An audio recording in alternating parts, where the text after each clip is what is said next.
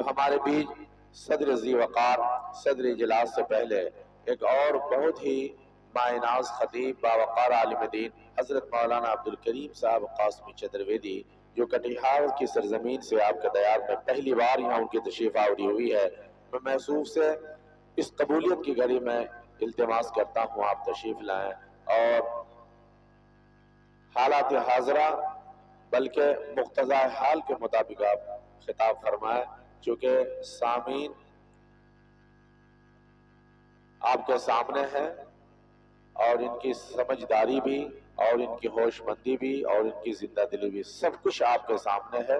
اب آپ ہیں اور آپ کے الحمد للہ نحمده ونستعینه ونستغفره ونؤمن به ونتوکل علیہ ونعوذ باللہ من شرور انفسنا ومن سیئات اعمالنا من يهده الله فلا مضل له ومن يضلله فلا هادي له واشهد ان لا اله الا الله وحده لا شريك له واشهد ان سيدنا ومولانا محمدا عبده ورسوله صلى الله عليه وسلم تسليما كثيرا كثيرا اما بعد فاعوذ بالله من الشيطان الرجيم بسم الله الرحمن الرحيم قل للمؤمنات يغضضن من أبصارهن ويحفظن فروجهن ولا يبدين زينتهن وقال النبي صلى الله عليه وسلم الحياء شعبة من الإيمان وقال النبي صلى الله عليه وسلم كاسيات عاريات مائلات مميلات او كما قال علیہ الصلاة والسلام ادھا پشیشمو پری سنترانن پادکوہر ماتکاش پلکو درشن استری ہی برہما یتر ناریستو پوجنتے رمنتے تتر دیوتاہ ما بھارتا بھارتندیو شنما سوسار ملتو سوسا پتی پتر ماتا بھوتو سمنا جایا پتی مدھرتی واچن وتو شانتی وامو شانتی وامو شانتی وامو پہلے تعلیم سے تم موڑ دیے جاؤ گے، پہلے تعلیم سے تم موڑ دیے جاؤ گے، پھر کسی جرم سے تم جوڑ دیے جاؤ گے، پھر کسی جرم سے تم جوڑ دیے جاؤ گے، ہاتھ سے ہاتھ کی جنزیر بنا کر کے نکلو ورنہ دھاگوں کی طرح تم توڑ دیے جاؤ گے، ورنہ دھاگوں کی طرح تم توڑ دیے جاؤ گے۔ عزیزان گرامی، بزرگوں، دوستوں، اللہ تبارک و تعالیٰ کا احسان و کرم یہ ہوا کہ اللہ نے ہم سب کو دین کی نسبت سے دین کی باتیں سننے کی توفیق دی۔ دعا کیجئے اللہ تعالیٰ ہم سب کو حق کہنے، حق سننے اور حق پر عمل کی توفیق عطا فرمائے۔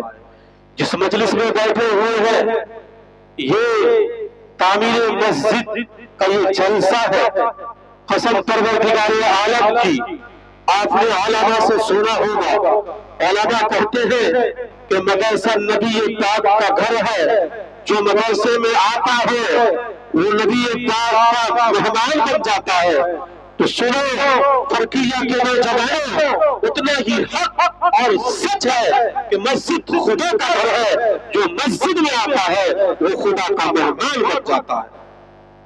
آپ خدا کے مہمان ہیں ابھی، اس لیے دل جمعی کے ساتھ بیٹھے رہے جب تک ہمارے صدر محترم حضرت مولانا مفتی علیم الدین صاحب اپنے دست سے دعا لے کر آدے۔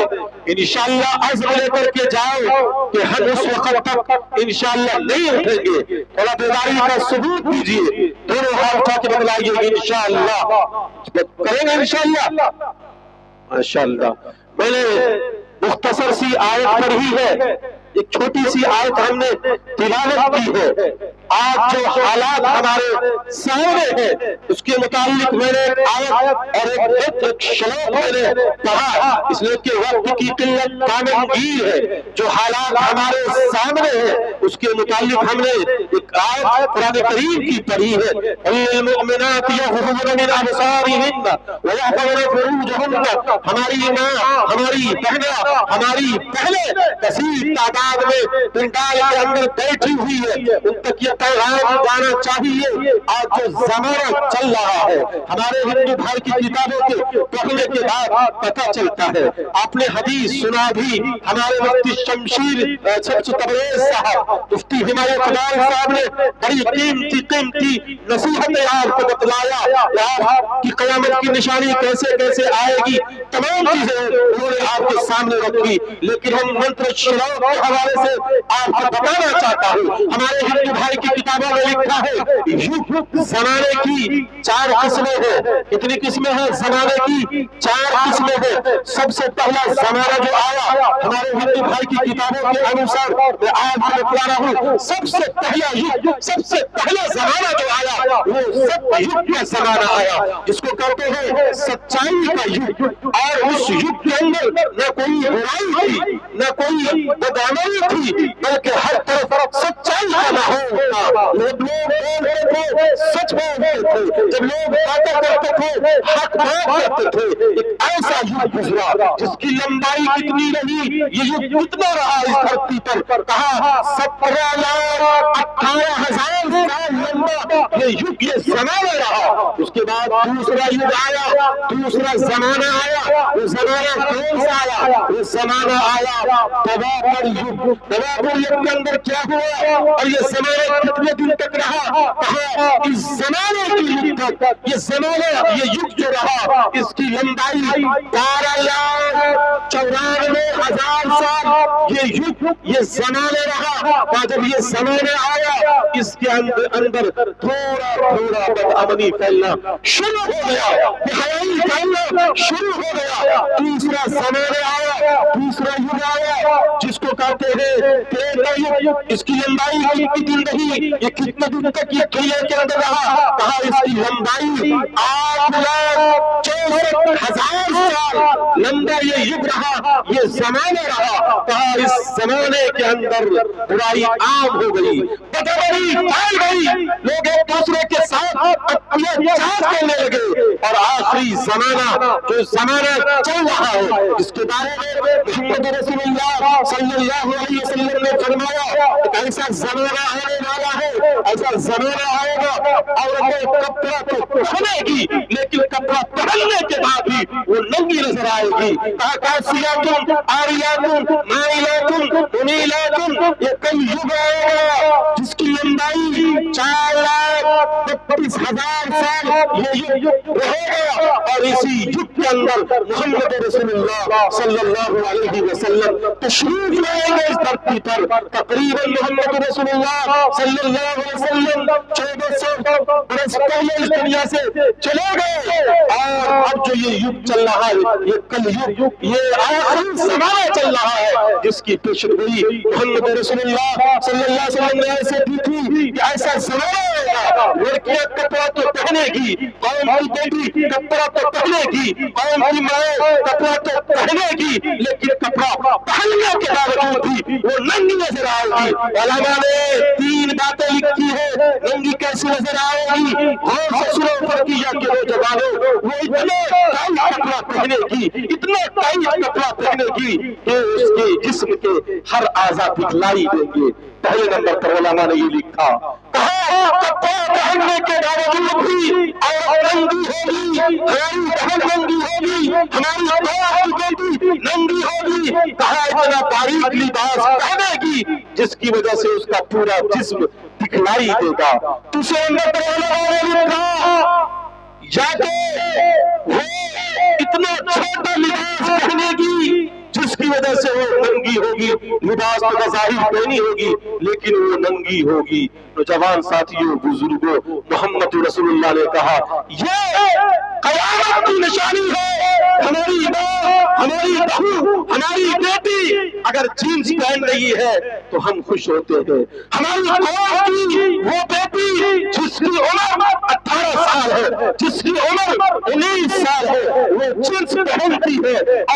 پہنتی ہے اور جسم کے سارے اعضاء دکھلائی دیتے ہیں۔ کیسے مسلمانوں غیرت ہونی چاہیے، اس کے بارے میں قرآن نے کہا للمؤمنات یغضضن من ابصارهن، جب عورتیں جب راستہ چلے اپنی نگاہوں کو نیچی کر لے۔ نوجوان ساتھیوں بزرگوں، آج کیوں ہلدوانی کے اندر یہ واقعہ پیش آیا کہ ایک لڑکی مسلم لڑکی جس کے نام افسانہ ہے، افسانہ کے بارے میں ویڈیو وائرل ہوا سوشل میڈیا پر، ان کی شادی غیر مسلم سے ہوئی تھی۔ کس سے ہوئی تھی؟ غیر مسلم سے ہوئی۔ افسانہ کی شادی کچھ دنوں کے بعد اس کے شوہر نے اس کے اوپر اتنے ظلم کیا جو سوشل میڈیا پر وائرل ہے۔ یہ کس کی کمزوری کی وجہ سے؟ یہ ہماری اور آپ کی کمزوری کی وجہ سے، اس قوم کے سماج کے نوجوان کی کمزوری کی وجہ سے۔ یاد رکھو وہ افسانہ جو مسلمان تھی، جو ایمان والی تھی، وہ غلط ہاتھ پر اپنے ہاتھ پہ بیٹھی۔ اس کا سب سے بڑے ذمہ دار اگر کوئی ہے تو ہم اور آپ ہیں، ہماری ماں ہے۔ نوجوان ساتھیوں بزرگوں، اس افسانہ کے ساتھ کیا ہوا؟ اس افسانہ کے ساتھ کھلواڑ کیا گیا۔ چند سالوں کے بعد کہا گیا اس کے شوہر نے اسے پہلا کر کے پھسلا کر کے اور یہ خواب دکھلایا، میں تمہیں راجکماری بنا کر کے رکھوں گا، میں تو تجھے پلکوں پر بٹھا کر کے رکھوں گا، اگر تم ہمارے گھر میں آؤ گی میں تمہیں سکھ اور چین کی نیند سونے دوں گا۔ انہوں نے یہ پہلا فیصلہ کر کے افسانہ نام کی لڑکی کو اپنے گھر لایا، اس کے ساتھ شادی بیاہ رچایا۔ اس کے ساتھ اس کے ہاتھوں کو باندھ دیا گیا، اس کے پیر کو باندھ دیا گیا، اس کے اوپر کوڑے برسائے گئے، وہ اللہ اللہ کی صدائیں لگاتی ہے۔ ایسا کیوں ہوا؟ یہ ہماری اور آپ کی کمزوری کی وجہ سے ہوا۔ اگر ہم نے اور آپ نے اپنے بچیوں کی نگرانی نہیں کی، قسم پروردگار عالم کی، ہمارا بچہ بھی مرتد ہو جائے گا، ہماری بچی بھی مرتد ہو جائے گی۔ آج قوم کے سماج کے لوگوں سے میں درخواست کرنا چاہتا ہوں، اپنے بہو بیٹیوں کی آپ خیال رکھیں۔ اللہ کے نبی علیہ السلام نے فرمایا اگر کسی کی بیٹی کسی غیر سے بات کرتی ہے، کسی غیر لڑکے سے، کسی غیر محرم سے وہ بات کرتی ہے، اگر اس کا باپ اس کو دیکھ کر کے خاموش ہو، اس کی ماں اس کو دیکھ کر کے خاموش ہو، اللہ کے نبی علیہ السلام نے کہا ایسا مرد دیوس ہے، دیوس، اور دیوس جنت میں نہیں جائے گا۔ جس کو ہم اور آپ کچھ اپنی زبان میں بھدے الفاظ میں کچھ اور استعمال کرتے ہیں، کہا ایسا شخص جو اپنی بیٹیوں پہ خیال نہیں کرتا، جو اپنی ماں پہ خیال نہیں کرتا، وہ دیوس ہے، دیوس۔ مسلم سماج کی بیٹیوں، تمہیں تمہاری ماں نے بڑی محنت سے پالا ہے، تمہاری ماں نے جنم دیا ہے، نہ جانے کتنی تکالیف کو برداشت کیا اور تمہارے ناز و نخرے کو انہوں نے برداشت کیا۔ ماں کی عظمت کو پہچانو، ماں کی مرضی کے مطابق آپ شادی کرو، باپ کی مرضی کے مطابق شادی کرو، انشاءاللہ تم یہاں بھی خوشحالی کی زندگی گزارو گے، کل میدان محشر کے اندر بھی تم خوشحالی کی زندگی گزارو گے۔ اور ان قوم کی میں بیٹیوں سے گزارش کرنا چاہتا ہوں کہ اس مسلم سمدائے کو چھوڑ کر کے غیروں کے ہاتھ پر اپنا ہاتھ پہ بیٹھی ہے، ان کی زندگی یہاں بھی جہنم بن گئی اور وہاں بھی جہنم بن گئی۔ اس لیے نوجوان ساتھیوں بزرگوں، ضرورت ہے آج ہم اپنے بچے کو اچھا بنائیں، دینی تعلیم سے آراستہ کریں، اسے سمجھائیں کہ محمد رسول اللہ کا کیا پیغام ہے، اللہ تبارک و تعالیٰ قرآن کریم کے اندر کیا بتلاتا ہے، والدین کی عظمت کو بتلائیں۔ اور میری قوم کی بیٹیوں، ماں تو وہ ہوتی ہے کہ وہ ہر دکھ کو برداشت کر لیتی ہے۔ چائنا کے اندر واقعہ ہو، قوم کی میری بیٹیوں سنو، ماں تو وہ ہوتی ہے جو تمہارے لیے اپنے خون جگر کو پلا دیا کرتی ہے۔ چائنا کے اندر واقعہ پیش آیا، ایک ماں دیوار میں گری، اپنے معصوم سی بچی کو لے کر کے اس دیوار میں دھس گئی، میڈیا والے पूछा और उस माँ को दीवार से निकाला गया, बच्चा भी जिंदा निकला और वो भी जिंदा। मीडिया वाले मुंह के सामने क्या कहा कि ये बतलाओ तुम जिंदा निकले, ये तो हम मान सकते हैं तुम्हारे जिस्म में ताकत थी, तुम जिंदा निकले, लेकिन ये मासूम सा बच्चा जो खाता नहीं, जो पीता नहीं, जो बोलता नहीं, ये कैसे जिंदा रहा? उस माँ का जुमला सुनिएगा, कलेजा में मुंह को आएगा। वो माँ कहती है जब तक मेरे पिस्ताल में दूध था मैं दूध पिलाती रही, मैं दूध पिलाती रही, जब मेरे पिस्ताल से दूध खुश्क हो गया, खत्म हो गया, मैंने हाथ की एक उंगली को चढ़ाया, हाथ की दूसरी उंगली को चढ़ाया, हाथ की तीसरी उंगली को चढ़ाया, हाथ की चौथी उंगली को चढ़ाया, हाथ की पांचवी उंगली को चढ़ाया, हाथ की छठी, सातवीं, आठवीं नहीं, 10 की 10 उंगली को जख्मी करके मैंने अपने बच्चे को खूने जिगर पिला करके जिंदा रखा।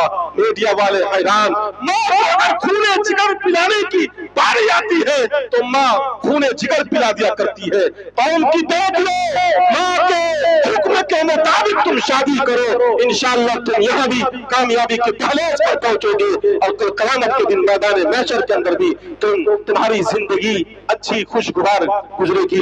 और जितने भी यहाँ नौजवान बैठे हुए हैं, आज ये तय करो, तमन्ना करो कि इंशाअल्लाह हम अपनी बेटियों की, अपने बहू की, अपनी माँ की इंशाअल्लाह इज्जत करेंगे। हाथ उठा के बतलाइए इंशाअल्लाह करेंगे, करेंगे इंशाअल्लाह। माशाअल्लाह। नौजवान साथियों, बुजुर्गों, अर्ज में ये कर रहा था, ये बुराइयां क्यों आती है, हमारे बच्चे क्यों मुर्तद होते हैं? पंडित जी ये कहते हैं माँ ईमान। नौजवान साथियों, बुजुर्गों, सबसे पहले बच्चे को और बच्चियों को अच्छा बनाने में किसकी जिम्मेदारी होती है? पंडित जी कहते हैं माँ अच्छी होगी, बच्चा अच्छा होगा, पितृ में बाप अच्छे होंगे, बच्चा अच्छा होगा, बच्ची अच्छी होगी, कामात्रवान पितृवान चार्यावान पुरुषो वेदः। अगर बच्चे अच्छे नहीं होंगे तो समझ लो ये माँ की गलती है। सबसे पहले नंबर पर कहा पंडित जी मातृमान, माँ तो माँ होती है।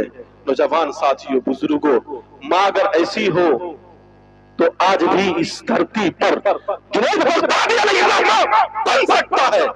माँ अगर ऐसी हो कि जब भी अपने बच्चे को दूध पिलाए तो बाबा से दूध पिलाए, कसम परवरदिगार आलम की, आप भी बच्चा जुनैद बगदादी बन सकता है।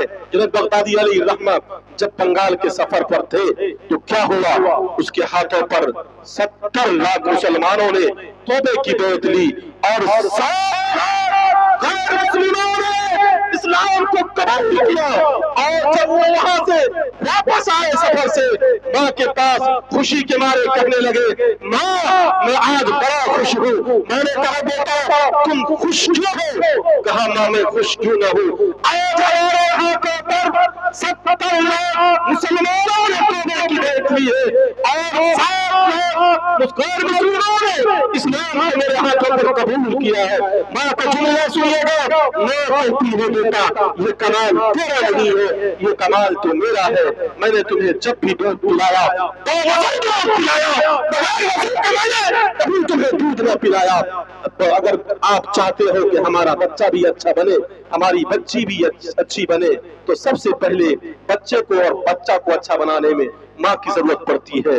माँ की जिम्मेदारी ये बनती है कि सुबह उठे, अपने बच्चे को वो मकतब की तरफ, मदरसे की तरफ भेजे।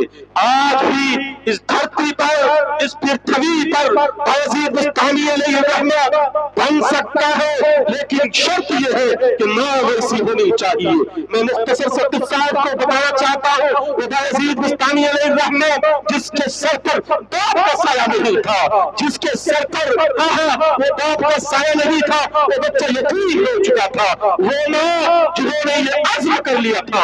आज की मेरी माँ, मेरी बहना, आज तक ये पैगाम जाना चाहिए, ये मैसेज जाना चाहिए कि वो माँ कैसी माँ थी जिन्होंने ये ठान लिया था, जिन्होंने ये अज़्म कर लिया था जब तक मेरा बच्चा हाफिज़ कुरान न बन जाए, जब तक मेरा बच्चा आलिम दीन न बन जाए, जब तक मेरा बच्चा मुफ्ती न बन जाए, तब तक मैं एक्सेप्ट नहीं करूंगा कि ये मेरा बच्चा है। उस माँ ने ये तय कर लिया था, अहद कर लिया था, मदरसे के अंदर उसने दाखिला करवाया। उस माँ ने कहा کہ استاد جی یہ میرے بچے ہیں، اس کے سر پر بات کا سایہ نہیں ہے، یہ بچہ یتیم ہو چکا ہے۔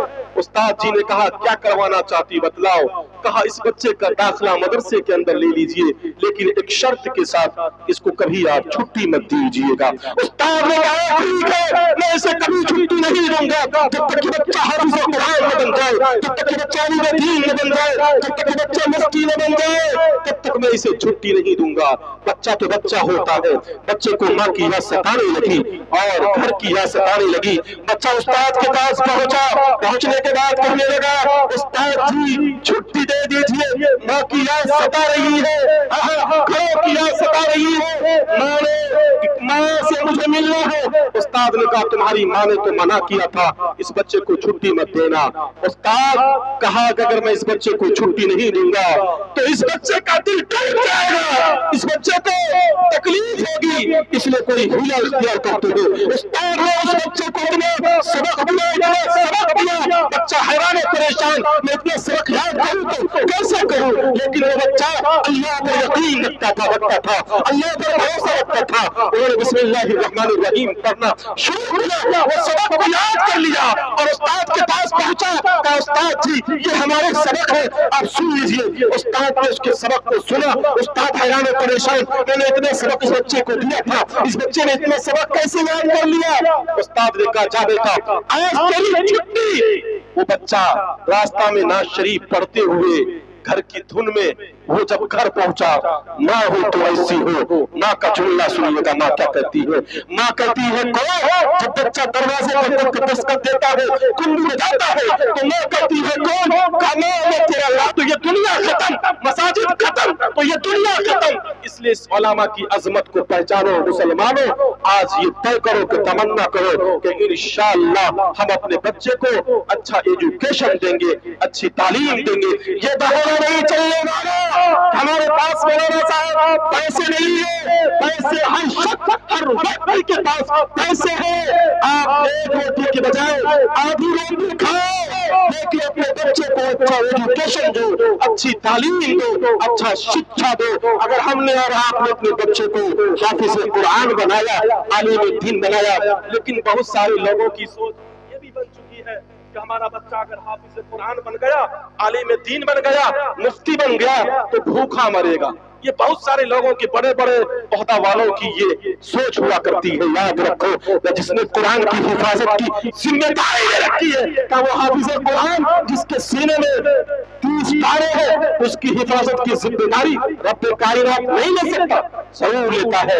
کبھی آپ نے سنا ہوگا کہ حافظ قرآن بھوکا مر گیا، حافظ قرآن کے ساتھ یہ حادثہ پیش آیا، اس کی حفاظت کی ذمہ داری بھی رب کائنات نے لی ہے۔ نوجوان ساتھیوں، بزرگوں، قیامت کا میدان ہوگا، اولین و آخرین اکٹھا ہوں گے، وہاں ڈاکٹر بھی ہوں گے، وہاں انجینئر بھی ہوں گے، وہاں قسم کے لوگ بھی ہوں گے، تمام کے تمام لوگ میدان محشر میں کھڑے ہوں گے۔ لیکن اس دن قیامت کے دن جب رب کائنات کی نگاہ حافظ قرآن کی طرف کرے گا، حافظ قرآن سے کہا جائے گا او حافظ قرآن تو دنیا کے اندر میرے قرآن کی تلاوت کیا کرتے تھے، میرے قرآن کی رت کیا کرتے تھے۔ او حافظ قرآن ظہر کی نماز میں، فجر کی نماز میں، عشاء کی نماز میں، عصر کی نماز میں تم میرا قرآن کی تلاوت کرتے تھے۔ او حافظ قرآن آج میں تمہیں اجازت دیتا ہوں، جاؤ 10 ایسے لوگوں کے کاندھے پر ہاتھ رکھ دو، میں اللہ تبارک و تعالی تمہارے ہاتھ رکھنے کی وجہ سے اسے جہنم سے ہٹا کر کے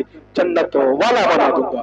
بتاؤ تو فرقیہ کے نوجوانوں، جس کا بچہ قرآن کا حافظ ہوگا وہ اپنے ماں کو بھول جائے گا، وہ اپنے باپ کو بھول جائے گا، وہ اپنے دادا کو بھول جائے گا، وہ اپنے دادی کو بھول جائے گا، وہ اپنے نانا کو بھول جائے گا، وہ اپنے نانی کو بھول جائے گا۔ میں نے کتابوں میں پڑھا ہے اس نے حافظ قرآن عالم دین کو شفقت کی نگاہ سے دیکھ لیا، پروردگار عالم اسے شفقت کی نگاہ کی دیکھنے کی وجہ سے اسے بھی جہنم سے ہٹا کر کے جنت والا بنا دے گا۔ ماترمان پترمان چاریاوان پروشو ویدہا، تب جا کر کے بچہ کیا ہوتا ہے؟ بدھیمان بنتا ہے، تب جا کر کے بچہ تب جا کر کے بچہ کیا ہوتا ہے؟ حافظ قرآن ہوتا ہے، تب جا کر کے بچہ عالم دین بنتا ہے، تب جا کر کے بچہ مفتیان دین بنتا ہے۔ انشاءاللہ اگر ہم نے اور آپ نے ان کہی ہوئی باتوں پر عمل کر لیا، قسم پروردگار عالم کی، ہماری دنیا بھی سنور جائے گی، ہماری آخرت بھی سنور جائے گی۔ انشاءاللہ عمل کریں گے۔ کتنے لوگ ہیں؟ تھوڑا ہاتھ جا کے بتلائیں انشاءاللہ۔ سارے لوگ ماشاءاللہ ہمارے صدر محترم علی جناب حضرت مولانا و مفتی علیم الدین صاحب دامت برکاتہم العالیہ وہ تشریف لا چکے ہیں۔ اب لوگ ان کے لیے دعا کیجئے کہ حضرت والا کی عمر میں اللہ درازت، حضرت والا کی زندگی کو دراز فرمائے، اور تاکہ ہم سب کے سروں پر تادیر سایہ رہے حضرت والا کا۔ اللہ تبارک و تعالی ہم سب کو ان کہی ہوئی باتوں پر عمل کرنے کی توفیق عطا فرمائے۔ چمن میں جب تک پھول کھلتے رہیں گے، رہی زندگی انشاءاللہ پھر ملتے رہیں گے۔ وآخر دعوانا الحمدللہ رب العالمین۔